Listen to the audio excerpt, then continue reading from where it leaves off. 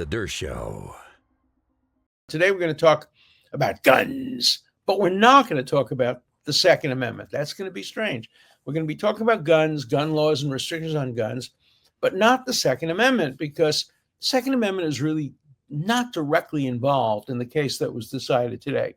The Supreme Court decided today in a 7-2 decision written by Gorsuch, who's, pretty conservative, pretty Republican, pretty right-wing, with dissents by Alito and Thomas, saying that the law and the regulations that require regulation of ghost guns, you know what a ghost gun is? A ghost gun is a kit. What they talked about, any of it.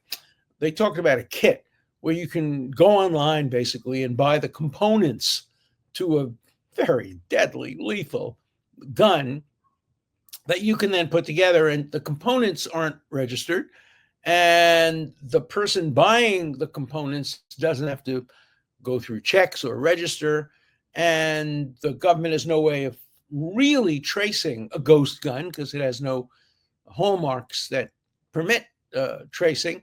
And so regulations have been enacted requiring some degree of regulation, a serial number, a license for the person who sells the kits, and in some instances, background checks. And so the question before the court was not whether it's constitutional, because the court has already held that it is constitutional to have some regulations on gun ownership, but those regulations only apply to firearms.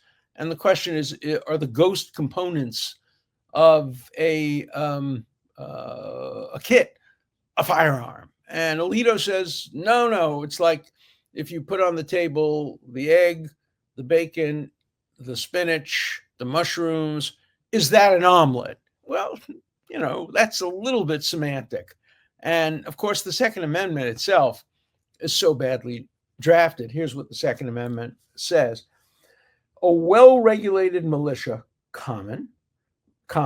being necessary to the security of a free state, the right of the people to keep and bear arms shall not be infringed. Now, if the second sentence is part of the sentence were only in it, it would be a simple matter of interpretation. The right of the people to keep and bear arms shall not be infringed. And supporters of a narrow reading or a gun permissible reading of the Second Amendment just eliminate the first part of it. And they just say the only part that's important is the right of the people to keep and bear arms shall not be infringed. The first part that says a well-regulated militia being necessary to the security of a free state is only a preliminary kind of heuristic statement, much like the Fourth Amendment that says the right of the people to be secure in their persons, houses, papers, and effects shall not be violated. But it is different because in the Fourth Amendment, that really matters. But for Second Amendment advocates who really are against any degree of gun control, they simply read out a well-regulated militia. Now, I've made the argument, I made it on the show, and there's been a lot of opposition to it, and pretty intelligent opposition. I say that well-regulated, the first three words, a well-regulated, modifies the whole Second Amendment. That is, the right to own guns is subject to being well-regulated. They read it differently. They say, no. Militias had to be well-regulated in 1790, whenever. All it meant was it had to be under the control of the governor and the state. That's what well-regulated means.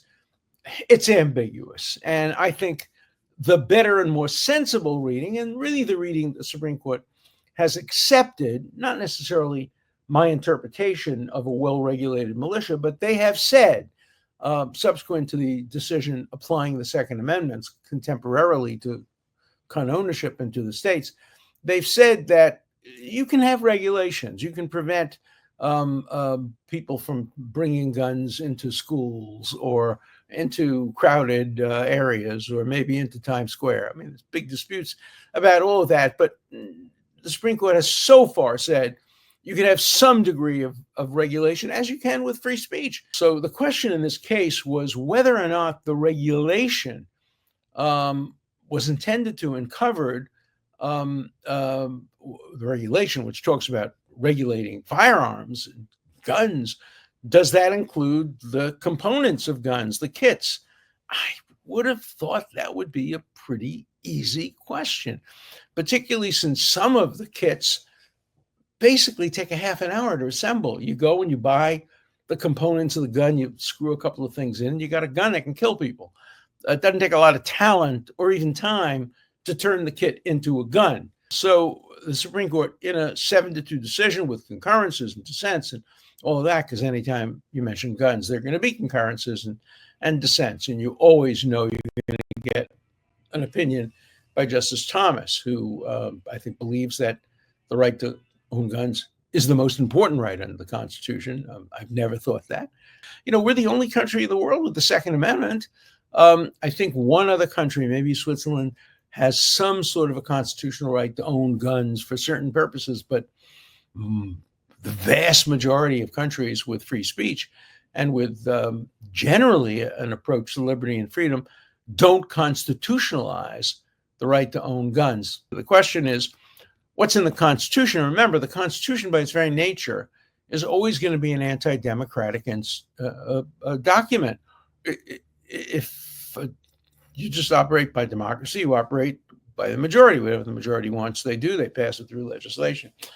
But the Constitution says, no, it doesn't matter what the majority wants. There are certain rights that the majority can't take away from the minority. And the question is, to what extent is ownership of guns part of that very, very limited governmental restrictions on governmental actions?